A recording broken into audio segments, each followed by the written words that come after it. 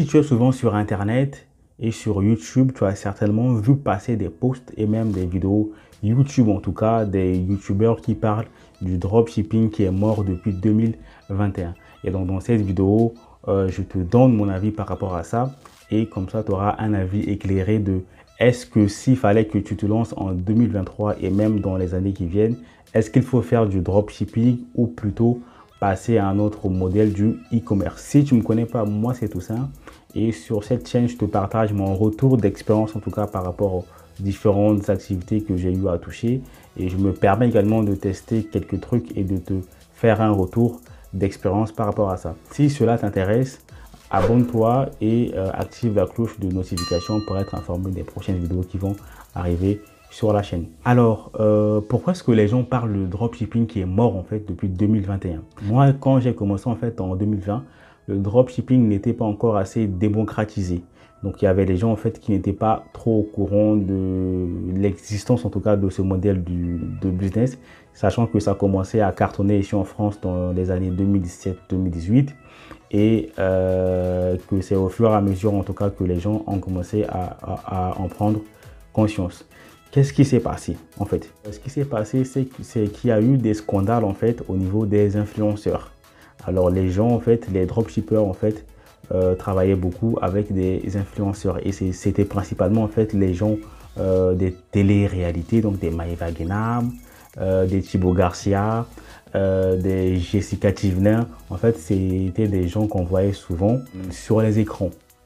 Et qu'est-ce qui se passait? Donc moi, si je prends l'exemple en fait que j'ai une promotion avec un influenceur, donc qui doit faire la promotion de mon produit, je me retrouve avec 10 000 euros de chiffre d'affaires. Par exemple, en fait, les scandales, qu'est-ce qui se sont passés? C'est que j'ai le chiffre d'affaires de 10 000 euros, disons en fait que j'ai 1000 commandes en fait, et que je n'envoie aucune commande, ou j'envoie juste 200, 300 commandes en fait. Et donc, tu as 600, 700 personnes qui se retrouvent en fait sans commande.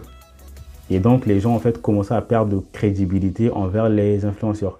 Parce que les produits en fait qui faisaient la promotion à chaque fois, il y a certains qui ne recevaient pas les produits.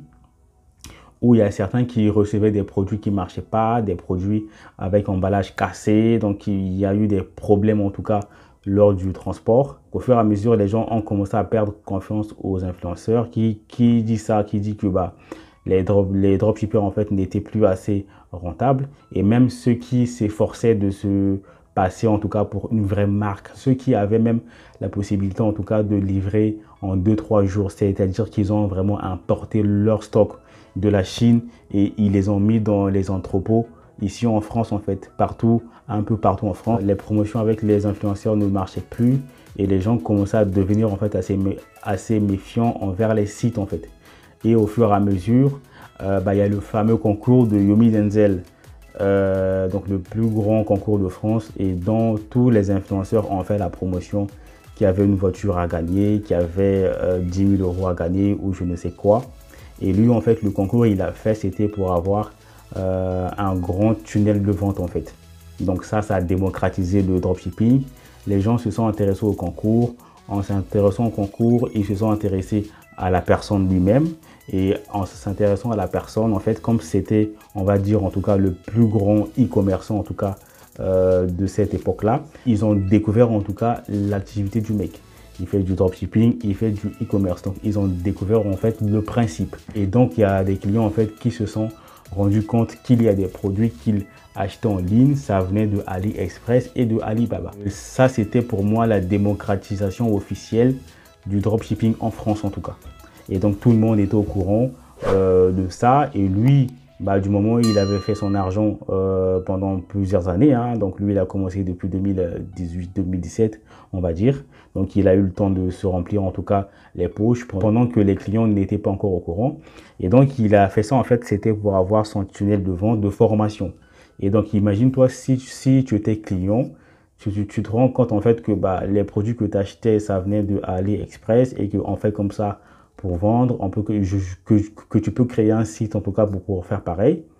Tu seras forcément, en fait, intéressé à savoir un peu plus, en fait. Et donc, plus tu es curieux, plus tu vas aller chercher à acheter la formation. C'était l'une des actions en fait qui avait commencé la chute en tout cas du dropshipping ici en France. Et donc, le dropshipping était mort à ce moment-là et qui a laissé place au vrai e-commerce. Au vrai e-commerce, c'est-à-dire en fait, il faut travailler avec une marque.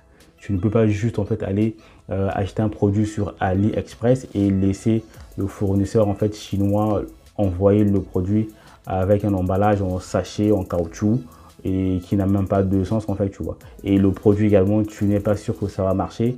Et même sur le produit, il y a un autre logo, c'est même pas en fait le logo de ton site. Donc il fallait maintenant en fait se différencier. Et c'est là en fait que ceux qui faisaient du dropshipping, ils commençaient à disparaître parce que ceux qui avaient maintenant les compétences et surtout les moyens financiers commençaient maintenant à se positionner en fait au vrai e-commerce en fait. C'est-à-dire ils avaient le budget maintenant d'aller en Chine même en fait, d'aller se concerter avec des producteurs en Chine. Il y a un truc de sport en fait qui a beaucoup régné là, les pulses électromagnétiques de sport là en fait. Donc il y en a beaucoup en fait qui ont créé des marques dessus. Donc ils sont allés en Chine, ils sont allés voir comment ça fonctionnait. Et ils ont traité avec le fournisseur, ils ont mis leur logo en tout cas, ils ont créé des beaux packaging avec des logos dessus. Et comme ça, quand le chinois il livre au client, le client aura l'impression en fait que voilà, c'est une vraie marque. Il y a même le logo en tout cas du site dessus. Et donc le produit également est fonctionnel et que la commande est livrée très tôt en fait. C'est pour ça en fait que les petits dropshippers en tout cas qui faisaient du dropshipping classique commençaient à disparaître. C'était plus évident. Et donc ça devenait assez compliqué, ça devenait assez difficile. Et c'est pour ça en fait que les gens ont largement quitté le marché français. Et même moi également, j'ai littéralement quitté le marché français pour aller vendre en fait à l'étranger. Et voilà, certains ils partaient vendre aux USA, ils partaient vendre en Espagne. Et en l'occurrence également en Espagne, c'est ce qui s'est passé dans mon cas. Je m'étais associé avec quelqu'un, donc on a fait une promotion, donc c'était, bon, le produit c'était les espèces de collants pour femmes incassables en fait, c'était des collants, tu tires en tout cas, ça pouvait pas se déchirer. Et donc on a pris en fait une influenceuse qui était mannequin, qui avait quand même beaucoup d'abonnés, hein, elle avait 300 000 ou 400 000 abonnés, tu vois. Donc on a quand même payé, mais sauf qu'en fait ça s'est pas bien passé. Et là également en fait on s'est retrouvé à foutre de la merde, parce que le chiffre d'affaires qu'on a fait en fait, c'était on avait quasiment on était en perte en fait par rapport au prix qu'on avait payé l'influenceuse.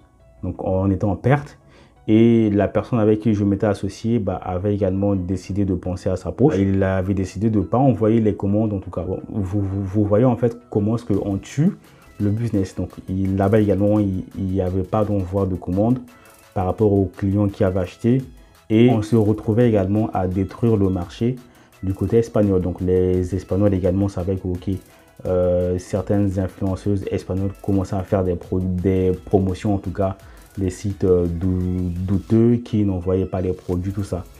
Donc pour moi le dropshipping était mort il y a longtemps.